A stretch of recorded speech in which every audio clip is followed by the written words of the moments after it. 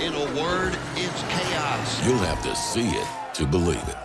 Whoever said that must have been talking about Talladega.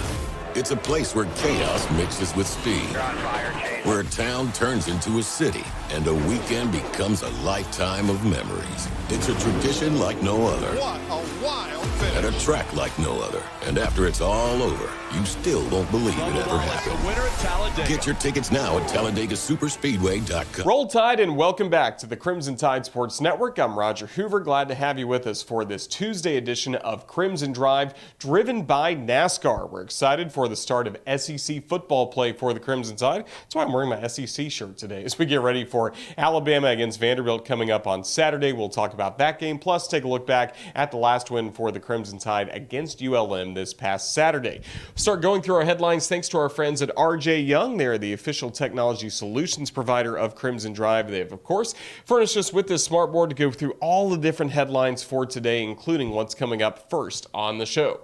We will take a look back at the win against ULM with our booth cam highlights, as we had a lot of touchdowns, especially early, especially in different ways. Offense, defense, special teams, really had it all on Saturday in the 63-7 win over the Warhawks. So we'll have the booth cam highlights first. Then we'll hear from the head coach of the Crimson Tide, Nick Saban, as he takes a look back at the win against ULM, plus starts looking forward to what's coming up on Saturday against Vanderbilt. Same could be said for Will Anderson Jr., outstanding linebacker for the Crimson Tide, who had the pick six for a touchdown. It was a great moment for him against ULM on Saturday, so we talk about his touchdown and also winning a bet amongst his teammates about who could get a defensive score first. He was able to win that. He'll talk with us coming up in just a few moments. Then we'll be talking with somebody that helped integrate the Alabama football team back in the early 1970s, Ralph Stokes. Former Crimson Tide running back has a great story to share, not only about his time at Alabama, but his success in the business world as well. And then we will have Be Kind Crimson Tide Rewind, as we'll take a look back at last night's episode of Crimson Tide Rewind that we have each and every Monday night at 6 p.m.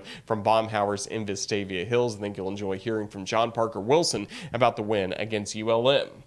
Speaking of that victory for the Crimson Tide, again, great performance by Alabama picking up that victory. It was 28-0 at the end of the first quarter. Just really everything was clicking for the Crimson Tide in that win against the Warhawks. We saw the punt return game be at its best. 262 punt return yards, so much of that done by Kool-Aid McKinstry. Great performance in the return game for Alabama, as special teams had a great week for the Crimson Tide.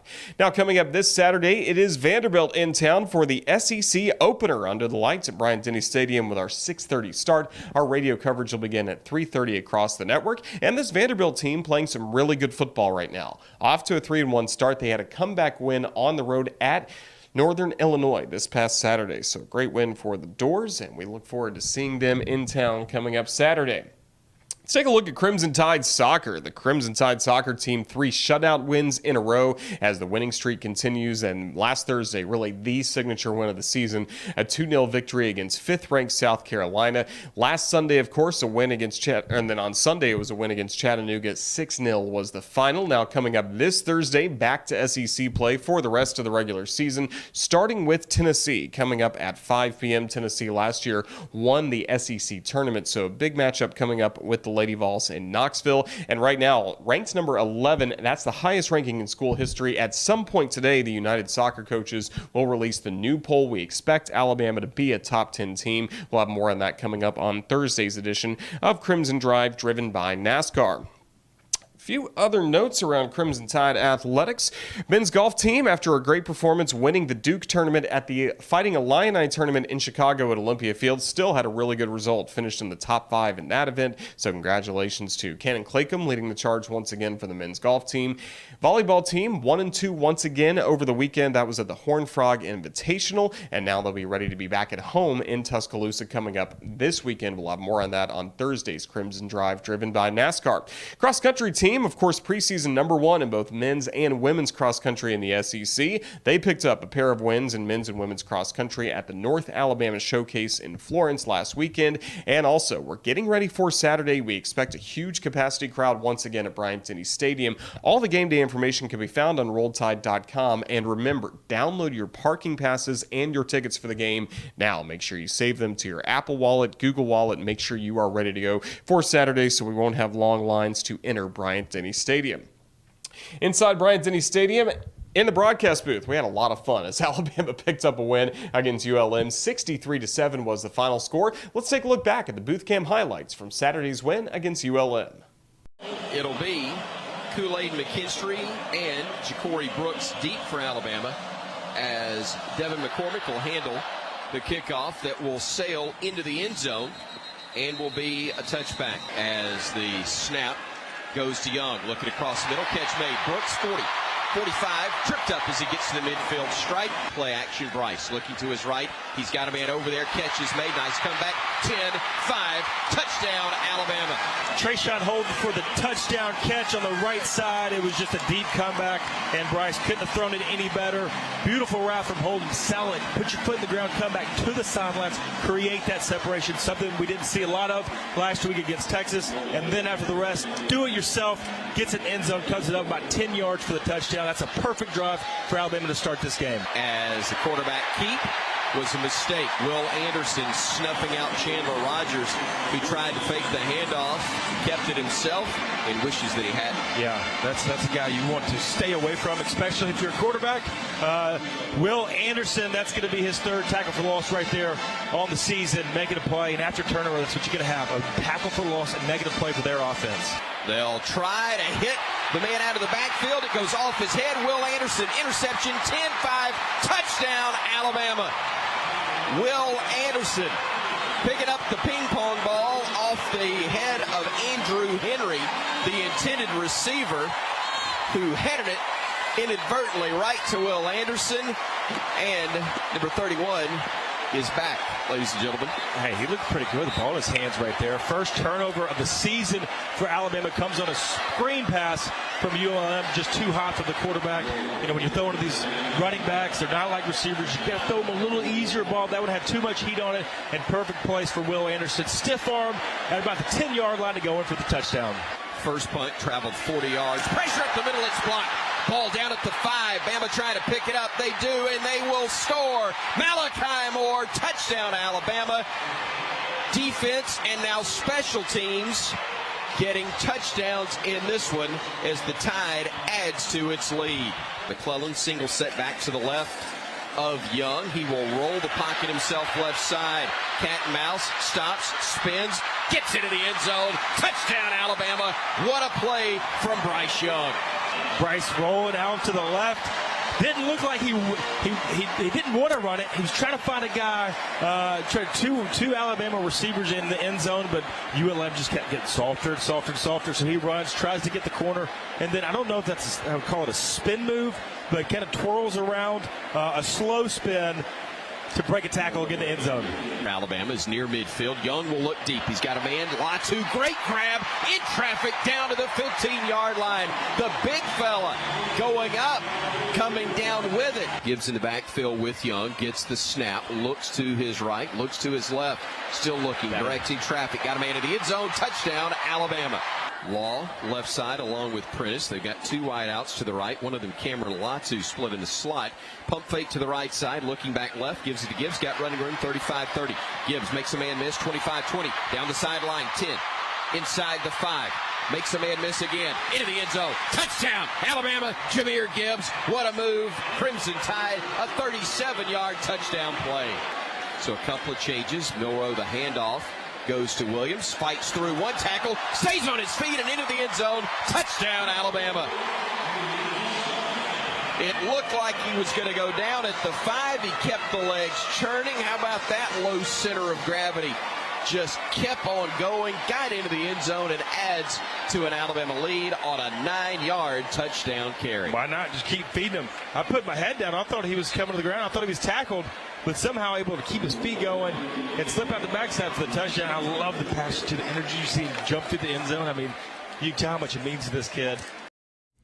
Part of our fun inside the broadcast booth for Alabama football. We'll have the booth cam running all season long on the CTSN social media outlets, so make sure you join us. There's always great fan discussion, especially on Facebook during Alabama games when we have the booth cam presented by Royal Furniture, and we'll always have the highlights for you as well, like you just saw against ULM. We'll have that again coming up this Saturday against Vanderbilt. So a good win against the Warhawks. Coach Saban had that in mind, as well as what's coming up with the Commodores when he met with the media on Monday. It's time to take a look look at Coach's checklist as this week of preparation begins for Alabama and Vanderbilt. Really pleased with the energy that our players played with in the last game. They could have come out and just said, look at who we're playing, and not play to the standard that we're trying to create, which we tried to emphasize. But I thought the energy and enthusiasm was good. I thought the execution was a lot better. I think we played a lot smarter.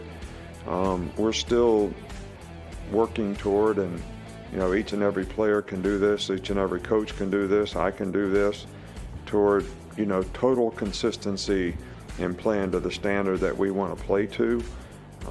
And the choice is do you want to build on the challenges of the future? All right, now we're getting into SEC games, and certainly this first game is going to be a challenge. It's an SEC game. Vanderbilt's 3-1. Much improved team over last year. They have like 14 starters back, but they're scoring 42 points a game, and they play two quarterbacks. Both of them are very, very capable, very good athletes. They run the ball, they run some options, they very capable passing. 14. Shepard is one of the leading receivers in the SEC. Defensively, these guys they play hard, they're tough. They've given up some yards in their games, but they've played well enough to be able to be effective in winning 3 games. The kicking game is good. The punter is one of the leading punters in the country in terms of 48.9 yard average. Joseph has done a good job of kicking for him. So, this is a good all-around team, and going to be a challenging game for us. Yeah, well, we appreciate all the fan support that we get in Mexico, and I wasn't aware of all these places that watch us, but I do know that we have an iconic brand that sort of spreads not only throughout the United States, but in some of the bordering countries in Europe. And I think that's a good thing for our program, and I know it's a great thing for our players, but we appreciate the support. We love it that you love Alabama, and I'll just say roll tide to you. We continue on Crimson Drive, driven by NASCAR, and don't be the only one to miss out on the NASCAR Cup Series playoffs as they make their return to the great state of Alabama. You can witness the return of racing to Talladega on October 2nd and be a part of the best atmosphere in sports. Tickets are on sale now at TalladagaSuperspeedway.com. Secure your tickets today. If you can't make it out to the race, you can watch on NBC at 1 p.m. Central on October 2nd. So we've heard from the head coach of the Crimson Tide, Nick Saban. Now we get to hear from one of the key leaders on this football team, Will Anderson Jr., as he had a big performance against ULM that, of course, included the pick 6 that he had, also some great tackles. It's Will Anderson Jr. joining us now for the first of our 2 one-on-one conversations with Crimson Tide football players this week on Crimson Drive, driven by NASCAR. First of all, congratulations on the touchdown. Just walk us through that interception and pick 6 you had on Saturday against ULM. It was crazy. That was one of my first ones for my career. And, it's funny because we was in the locker room and we were just saying, like, whoever get the first turnover of the game, we all got to pitch in and get them something. So I won, so the defense got to give me something. What'd they give you? Oh, they don't know yet. We got to see today. That certainly sounds good. What was the celebration like? Your teammates were thrilled for you. Yeah. They always joke with me about practice and stuff like that. But I think, it was just a good moment, a good time, just a celebration. I don't even know. I was just too excited to even celebrate. But I'm glad that I got a chance to celebrate with my team, and it was fun. Well, a good win for the Crimson Tide. Did you guys play with the intensity you wanted to see in the ULM game? Oh, most definitely. I think, Coach preached all week, make a choice. What's the identity of this team? No matter who we're playing, it's always going to be us versus us, so we have to go out there and play hard. When you look back at the Texas game as well, that sack near the end of the ball game, how key was that? I think it was very key. I think it's just all the preparation and all the hard work you put in this all season to lead up to make big plays like that in moments like that. Now you got to get ready for SEC play. Vanderbilt's coming to town this Saturday. Just what have you told your teammates about what it's like once you start playing in this league? Well, I haven't talked to them yet, but today when I talk to them in this Monday's meeting, we'll get everything squared away. But, just to keep the same intensity that we had last week, keep rolling it over to the team that, we're going to get every team's best, so we have to come with our A game. Tyler Steen was on Vanderbilt's roster last year. Now he's a member of the Crimson Tide. Just what have you liked about going up against him in practice? He's really good for a guy his size. He can move really well, have great feet, great hands. He's very athletic, and, we're excited to have him as a team. Tyler's a great dude, a great player. He's been a great teammate. Ready to be under the lights at Bryant-Denny once again? Yeah, one more time. Let's go. Again, let's go. I love playing in Bryant-Denny. Well, we love watching you play, Will. Just thank you so much for joining us. Roll Tide. Thank you, Roll Tide. With the Talladega Garage Experience, you can get up close and personal to just about everything Talladega has to offer. Heck, any more access, and you'd be a driver. Book your Talladega Garage Experience at TalladegaSuperspeedway.com. Will Anderson Jr., of course, a star on this Alabama football team, but as always on Crimson Drive, driven by NASCAR, we'd like to take a look back into Alabama football's history and past, and this week we get to celebrate one of the trailblazers for Crimson Tide Athletics, and that is running back Ralph Stokes, as he was part of the first recruiting class that included multiple African-American players when he signed with the Crimson Tide and Coach Bryant back in 1971. He, as well as David Knapp, will be honored coming up this Saturday for being our honorary captains of the game. We had a great time catching up with Ralph Stokes about not only his career at Alabama, but what he has done since his time at the capstone. Ralph, Roll Tide, are you excited to get back to Tuscaloosa? Absolutely, Roger. Thank you for the invitation to be here, and I'm excited to be a honorary captain of the game representing the 1972 SEC championship team. And yes, it's always exciting to get back on campus. Well, we're thrilled you're coming back to a campus that you first visited and joined, the University of Alabama, back in the early 1970s. Just what can you tell us about your recruitment as part of the first signing class that included multiple African-American players to sign with the Crimson Tide?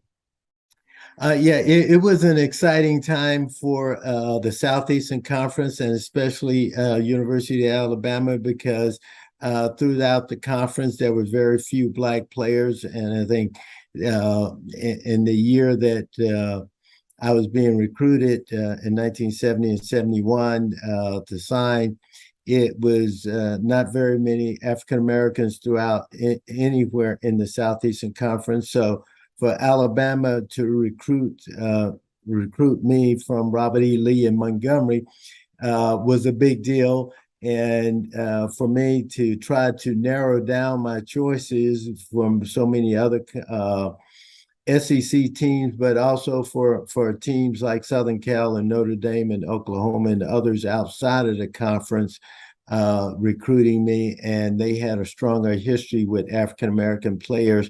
It made it, seem to be a little bit more of a comfort level.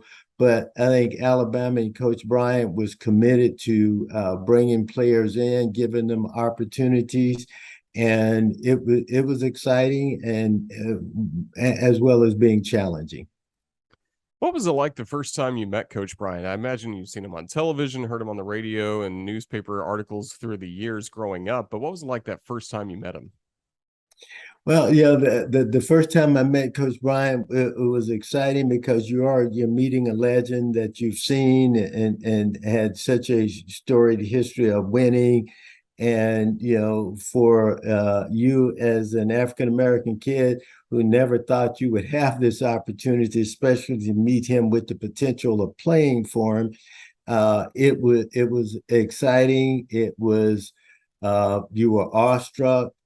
But for Coach Bryant and the way he managed his players, he made you feel comfortable from the start. He was still the giant of a coach, but he wanted you to know he would be a personal coach to you, and you could talk to him, you could communicate with him, and so he knew how to make a player feel comfortable in his presence while still having a little bit of that intimidation, because you're with the legend, but he knew how to make you feel comfortable. And how did you navigate those early days in Tuscaloosa playing on the freshman team in 1971 before you were able to join the varsity team? That was a challenge because you're playing freshman ball and you get to play, and we played a 5-7 game freshman schedule or so, and that was good. But you also got to practice every day against the varsity players, so you were able to measure your skill set against the varsity players that were playing. You were living and staying in the same dorm with all of the great players that you had seen on TV, and now you're playing and you see them play on Saturday, and kept saying, I can be a part of that. I can, my skill set fits and I can contribute on this team. So it was a challenge to keep your confidence while, playing with the veterans, but it was also a good point when you could see that you could measure up. So that was a positive.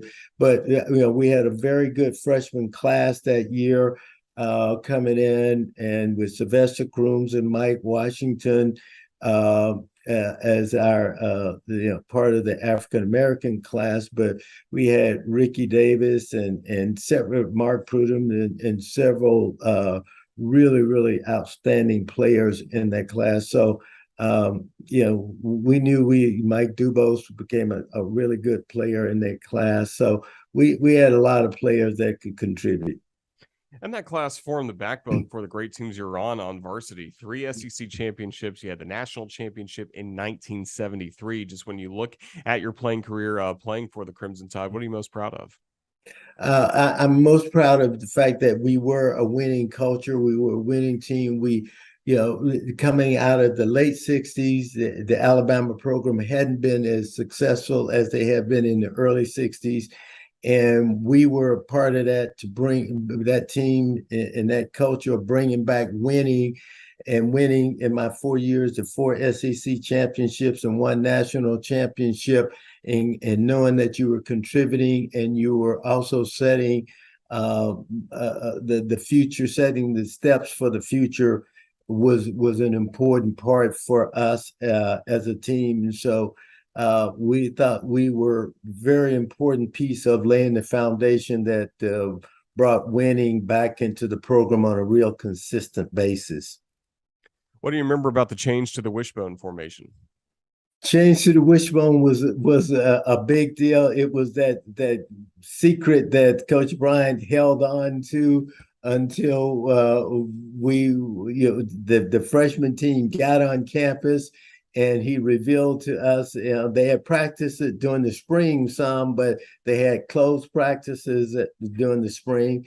And when we got there, they said, we're changing over to this wishbone. And for an I-back like myself that I had played as a strictly 6-7 yard deep tailback, changing to the wishbone was difficult because that meant I didn't just carry the football, I had to block people. And that was a transition for me. I was one of those guys that were very gifted with the ball in my hand, and it was challenging for me to learn to block and not just block on the corner, but you had to lead block against inside linebackers, and at 173 pounds, that wasn't my strong suit.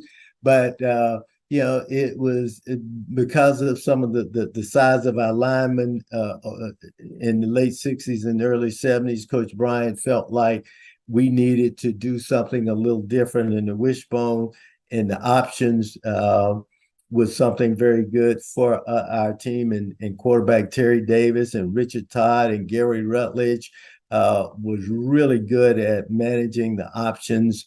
And we played a lot of really good running backs in that system. Had Randy Billingsley, Willie Shelby, Wilbur Jackson, James Taylor, a lot of really good running backs, which means you shared the football a lot and you didn't get the football in your hands as much as you wanted. But we played a lot of players, a lot of running backs, and kept everyone in the game and fresh. And it was very successful offense for us for several years. And after your playing days were done at the Capstone, went on to have a very successful career in business. Just what can you tell us about the journey after you left Tuscaloosa, and maybe some of the lessons that Coach Bryant instilled in you that helped you in the business world? Absolutely. The work ethic that Coach Bryant instilled in you on that campus, and the fact that you had to earn your way through all of it. And that, comfort was the enemy of greatness. You never wanted to be comfortable. You wanted to continue to push yourself and challenge yourself. And he taught you how to continue to challenge yourself to get better every day. And when I moved into the insurance world of corporate insurance, that ethic of working hard and continuing to improve was a cornerstone of building a very successful insurance career. And then later moving into golf, where I'm an executive with the PGA Tour Superstores and have been for quite some time, and work a lot with the golf industry.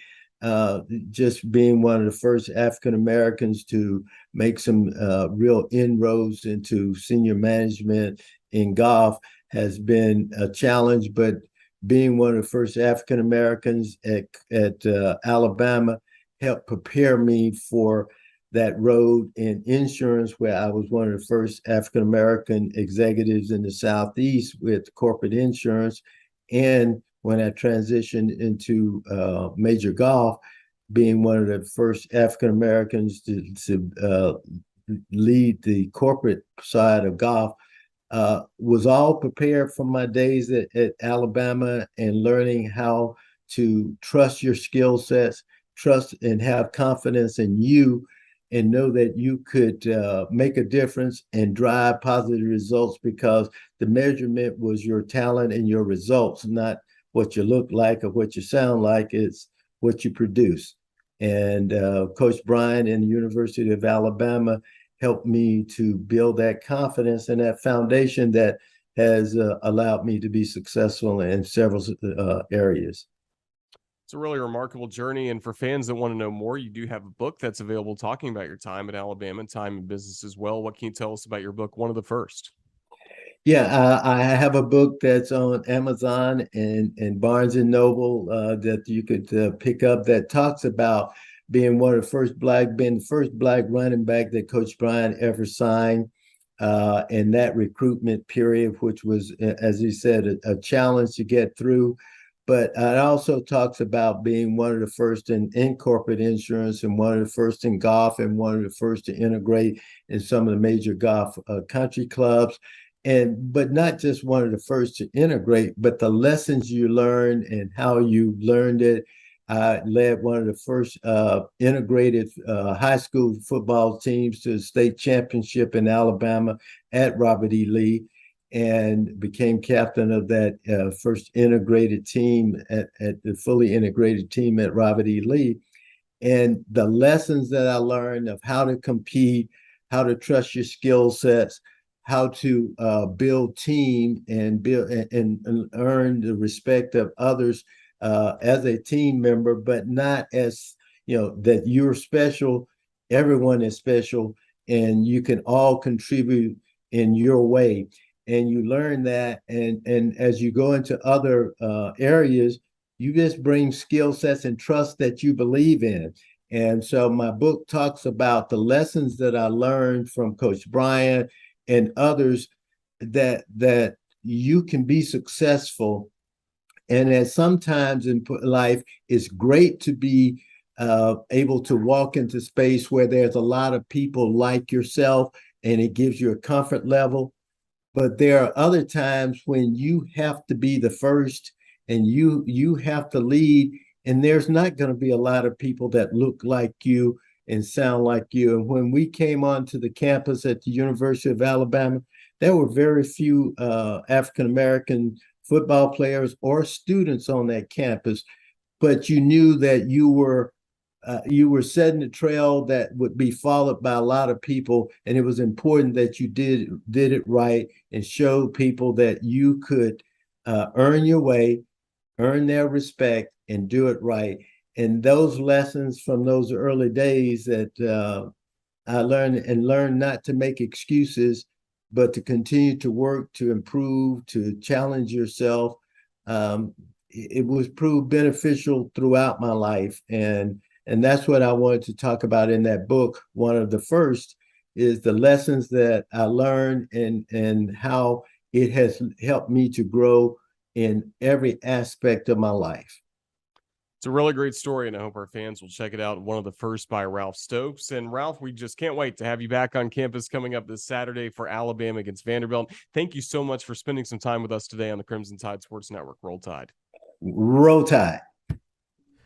Fascinating conversation with Ralph Stokes. Really enjoyed getting to catch up with him, and we look forward to celebrating Ralph Stokes along with David Knapp as our honorary captains coming up this Saturday for Alabama against Vanderbilt in Tuscaloosa. Before we say goodbye on Crimson Drive, driven by NASCAR, we want to take a look back to last night's show that we had for you on the Crimson Tide Sports Network on our radio, also on the Varsity Network app, and streaming live on our social media channels as well with a video stream, Crimson Tide Rewind. And we'll take a look back at the best of the show from last night. We always call it Be Kind, Crimson Tide Rewind. John Parker Wilson was actually with me last night at Baumhauer's Victory Grill in Vestavia Hills as he was filling in for Corey Reamer. I was filling in for Eli Gold, and we had just a fascinating conversation about the Crimson Tide, not only the win against ULM, but looking forward against Vanderbilt and what has to happen this Saturday for the Crimson Tide. John Parker Wilson, we had heard from Coach Saban that he wanted to start seeing some really explosive plays made on special teams. We certainly loved what we saw against Texas with a long field goal by Will Reichert, as well as what turned out to be the game winner. But we saw the return game kick it in high gear on Saturday. Man, did we ever. That was pretty impressive from a lot of guys, right? Kool-Aid McKinstry led the way, 5 punt returns, 136 yards. Then Brian Branch was able to have his one shot at it, got a touchdown. Isaiah Bond, Ja'Cory Brooks. It's a weapon. Special teams is a weapon. We know Will Reichert and how comfortable we've been with him over the past few years since he's been taking over the kicking duties. He's done fantastic on not only extra points and field goals, but kicking the ball in the end zone pretty regularly. I think he had a couple that weren't in the end zone this week, but his leg's getting a little tired, you know. It's a lot All of these kickoffs this week. Leg is getting tired, but I mean, we got some weapons, right? Kool-Aid McKinstry, a defensive back, probably going over to Bill O'Brien today, asking him if he can't get some offensive love, get some catches out there. But I think it's something that not only this week when we get ready, or Vanderbilt gets ready for us, but for the rest of the season, you're gonna have to take a little extra time and look at this punt return, which leads a kickoff return unit that. Who's got some great returners, but the cast of crew around them are extremely deep. Starters out there all over the field on special teams. That's something that Coach Saban's done since he's been there. Is it doesn't matter if you're a starter on offense or defense. Special teams is just as important, so you're going to get out there and play. Yeah, and he's talked about that before, saying really if you create value for yourself on special teams while you're in college, that is going to help you, first of all, make and then stay on an NFL roster that much more. Well, when you get to NFL, so college, what we take 85 guys to a game, and then in the NFL, there's only 45. So there's 45 guys on the active roster. There's 8. That could be wrong. This is when I was playing, so it's been a few years. There's some guys that are inactive, so you've got to be able to play. And there's guys that make their entire career being, the third string linebacker, but can go down and make every tackle on a return team. I played with a guy in Atlanta that was really the return specialist. Could take back kicks and punts, but would go down there and make every tackle. He was the 5th receiver on our team. Didn't get a lot of catches, but played in the NFL for 10 years just because he was so good at special teams. It's a valuable position, especially when you get to the next level. And I think he's exactly right. Put it on tape, and it makes you more valuable when you get up to the NFL. And even still, with a great performance we saw from Brian Branch, saw from Kool-Aid, he still talks about in punt returns when JoJo Earl is healthy. Coach Saban said that's still going to be his job when he is able to come back. Yeah, I mean, I don't think JoJo's going to get Wally pipped out of the kick return game, and it builds depth. Punt return to me is one of those things that is. It's easy just to watch it or, change the channel right before he gets the punt, but it's very difficult and it takes experience to know when to go catch it, when to fair catch it, when to let the ball bounce and then try to receive it or let it go or get your guys out of the way. At the end of the game, in a tight game, it's very crucial to not give up enough yard or not give up yards as the punt's rolling out, but to go scoop it up and know when, okay, I need to give up more yards because it's a high-risk play.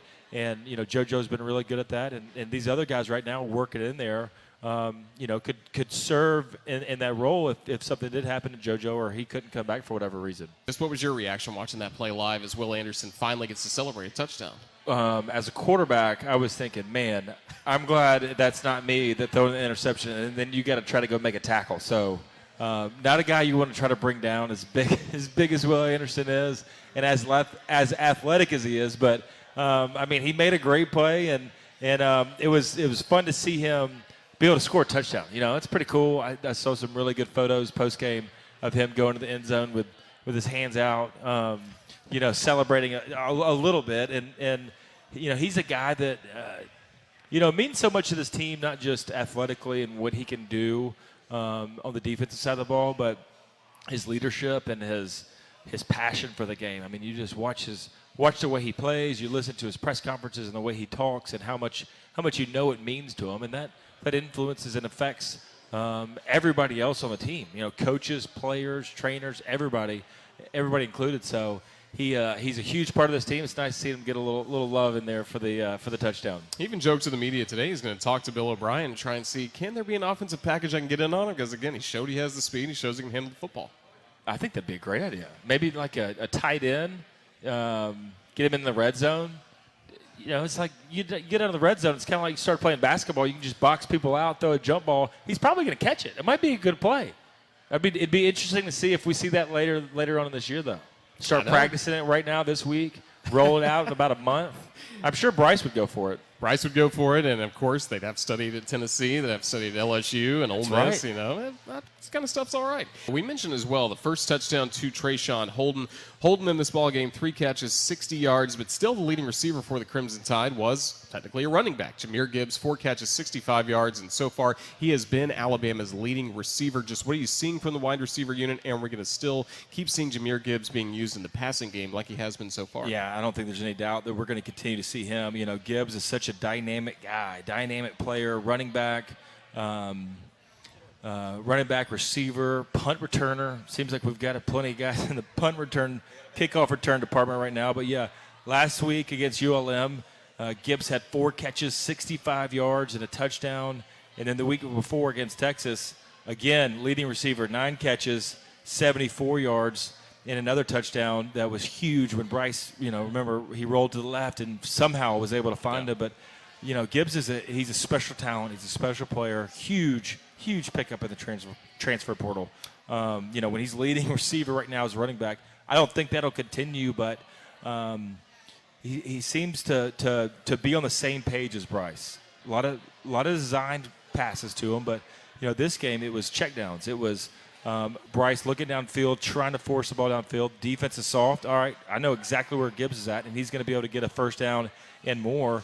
And I, you know, it's comforting for Bryce and the quarterback to know where your check down is every play, and then not only is that, he's going to be in the right spot, help you out with field spacing with the defenders, and then after that, pick up a first down. You don't have to force it. You don't have to throw it somewhere you don't want to. Dump it off. Let him do the rest. How nice is it as well for the last 2 games to have Cam Latu back as a tight end, because Bryce loves finding him. Well, Cam's really good. I mean, Cam, you know, remember he was a converted defensive or converted linebacker, right? Converted linebacker, converted defender. Let's put it at that. You know, missed the first couple games, had 4 catches for 28 against Texas, and in this game, Latu comes in for 3 catches for 51 yards, and that, you know, long one of the day, I think it was, for Alabama, 38 yards. Yeah, it was on that the seam pass where he's one-on-one with a safety. And Bryce throws a perfect ball, but he's able to jump up and navigate his body, where showing off his athleticism to be able to pull that ball down, because tight ends running full speed downfield to be able to jump up like that and catch the ball showed me he's healthy, and showed me he's right where he was last year, that, you know, from a year ago set the all-time record for Alabama tight ends. I think it was 8 touchdown catches. And you know, you got to have a tight end as a weapon when you have him as a part of the offense. Spread them out with receivers. We've got the running backs. Now you got to count for Gibbs out of the backfield and Latu catching it. This is going to give defensive coordinators fits all season long. So that was the best from Crimson Tide Rewind. Last night we have that show all throughout football season, Mondays at 6 p.m. from Baumhauer's Victory Grill in Vestavia Hills. Now, we start to look forward to what's coming up the rest of this week here on the Crimson Tide Sports Network, as we have our Wickles Weekend Update brought to you by Wickles Pickles. They are wickedly delicious. We're thrilled to have Wickles on board as a partner of Alabama Athletics and the Crimson Tide Sports Network, and they're going to help us take a look at what's coming up on the network this week. As we start to take a look at our Wickles Weekend Update coming up on Thursday, we will be busy with another edition of Crimson Drive driven by NASCAR coming up at 2 p.m. And then later that night, we will, of course, have Hey Coach and the Nick Saban Show for Baumhauer's Victory Grill here in Tuscaloosa. As Chris Stewart will talk with baseball coach Brad Bohannon as well as the head coach of the football team for the Tide, Nick Saban, to get a full preview of Alabama against Vanderbilt. On Fridays, you're starting to make your way to Tuscaloosa for the game. You can listen to This Week on CTSN podcast. We'll take some interview clips from all the different shows we've had throughout the course of the week and have that for you on the Friday podcast This Week on CTSN. And then you see Alabama against Vanderbilt, the SEC opener for the Crimson Tide on Saturday, 6:30 kickoff from inside Bryant-Denny Stadium. We will go on the radio coming up at 3:30 for the call of Alabama against Vanderbilt. We look forward to the ball game on Saturday. Then on Sunday, you'll get to hear from the head coach of the Crimson Tide, Nick Saban, talk with Chris Stewart on the Nick Saban television show. Also, most of our affiliates around the state have Tide TV This Week and the other 30 minutes around that show, so make sure you check out Tide TV This Week. And then the show you just saw some highlights from, Crimson Tide Rewind, will be back Monday night, 6 p.m. from Baumhauer's Victory Grill in Vestavia Hills. This is Crimson Drive, driven by NASCAR, and I want to remind you that the NASCAR Cup Series playoffs are coming to Alabama. You can experience unforgettable racing as the NASCAR Cup Series playoff race returns to Talladega Superspeedway on October 2nd. Secure your tickets today at TalladegaSuperspeedway.com. This is going to wrap up this edition of Crimson Drive, driven by NASCAR. Got to say a huge thank you to the guests we've had on the show today, Will Anderson Jr., as well as Ralph Stokes, and also the best of Crimson Tide Rewind from last night with John Parker Wilson, and then comments from head coach Nick Saban.